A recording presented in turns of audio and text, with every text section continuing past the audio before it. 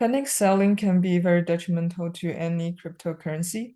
So here we build this playground to simulate different panic selling scenarios and then see how different parameters of RBS can impact this panic sellings. So for our experiment, as here we lay out two main research questions. First, can we simulate the death spiral of panic selling, meaning there's selling, then there's more price drop, and there's more selling, and in the end, drain the liquidity pool? And second question is, if panic selling happens, what are the effects of different levels of RBS parameters? Can it save the system? And here for the experiment design, first we need to define what's panic selling.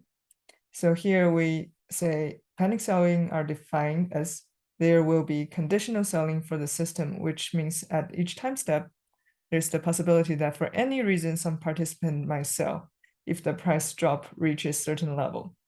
So more formally, we focus on the price drop, this distribution of delta P. P represents the price. So the price change at which the sale will occur and the distribution N for the size of the sale at that epoch if the price change reaches certain magnitude. So to just illustrate that, here's the figure of when the ohm price change is positive, you see there's no ohm panic sell, versus when the ohm price change is more negative. More negative it is, the selling amount can be bigger, and also it's a distribution, and in the actual simulation, the actual selling price would be any value in the area. And the maximum selling amount would be the maximum value in the liquidity pool. And now let's just go into a simulation example to see the panic selling in action. So here we're adjusting different panic selling parameters. And by design, bigger parameters should be meaning the bigger panic selling. And here are three examples of the different parameters. So the blue line is a medium panic selling parameter. So there's some price drop, but it doesn't go too crazy, versus the green, which is a much bigger panic selling parameter. And you do see with some struggles of the system, in the end, the price does drop to zero, meaning the whole pool has been drained. So how does panic selling affect other parts of the system? Here we're looking at the end price on the x-axis and the reserve change. So reserve change here basically means the stable reserves in the Olympus treasury. So we would see if the end price is larger, like around this area, the reserve change is negative, meaning the treasury still spends some reserve to save the price. But then when the end price is lower, meaning it's really big panic selling, the reserve change is also more negative. We do see examples here where the reserve change is not as much, yet the pool has already been drained. And this could be due to the capacity being depleted before it can refresh in this reinstate window. So that's the setting of the RBS system. On the other hand, we can see this RBS bidding amount is negatively correlated with the reserve change. So that's how we understand the system. RBS bidding comes from the reserve change. So there's more RBS bidding, meaning the reserve change will be more negative. And now let's compare different RBS parameters in its effect of rebalancing the panic selling. So here we're choosing the different bid factor, which meaning the ratio from the reserve that can be used for bidding when the price is too low. And then here we're again changing the panic selling parameters of different level to mimic different severity of panic selling. So here is some direct illustration of the panic selling effect. And here the first parameter is the panic selling parameter. So 1 is a lower panic selling level and 3 is a higher panic selling level. And then this second parameter here is the bid factor. So bigger meaning more of the reserve will be deployed to save the price. And first we can see the price starts the same, but if it's a lower panic selling parameter simulation, the price is in general still stabilized towards the end. And when you increase the panic selling parameter, you see the price change over time is much bigger. And also when the panic selling parameter is too big, like 3, it ends up depleting the whole pool and price drop to 0. And then we can see comparing the RBS capacity. If it's a higher bidding factor, there's bigger change, then the price goes up and the panic selling will have a chance to calm down, like here, the yellow line.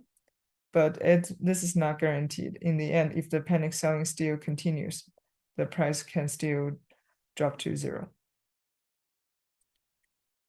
And here again, we're seeing the probability of the pool being drained. And overall, it's more likely to happen when the panic selling parameter is higher, meaning like here is 3.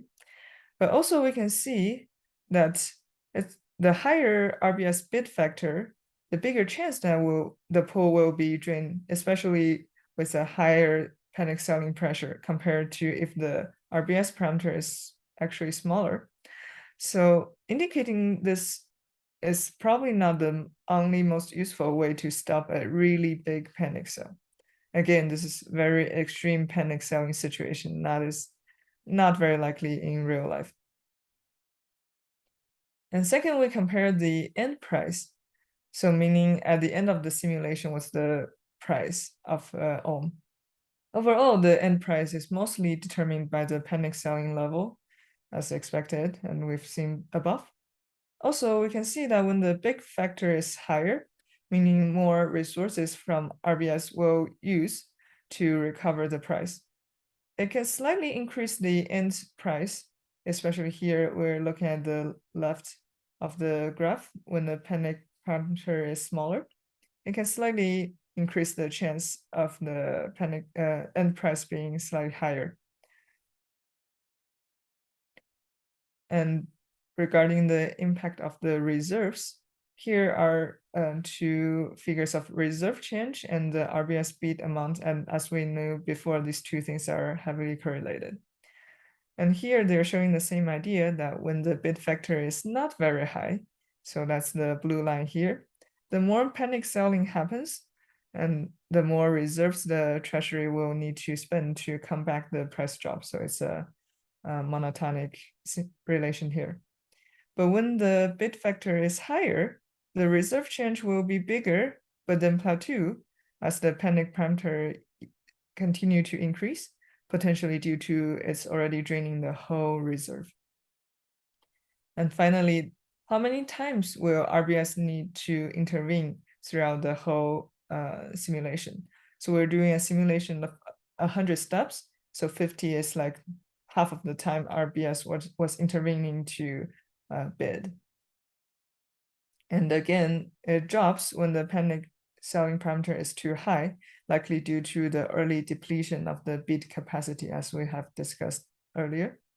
But other than that, it will increase when the panic parameter is bigger compared to smaller. So overall conclusion, by varying the panic parameter to adjust the level of panic selling and the bid parameter to adjust the level of RBS involvement, we find it's not always useful to simply increasing the RBS bid parameter to come back the panic selling. It can also drain the pool early. So when the panic selling is too big, other non-RBS methods may need to be considered too. And even only considering changing the RBS policy, other parameters such as shorter reinstated windows may also be helpful in addition to just changing the bid parameter. So this is a playground with many other potentials we can experiment on. So some future research recommendations, for example, varying other RBS parameters and varying up the setup of panic selling. For example, we can say there's some special probability distribution to trigger a panic selling being on instead of having the panic selling being on the whole time whenever there's price drop, as we did in this simulation. And finally, we can potentially add other more drastic approaches to combat panic selling other than RBS. So this is the research.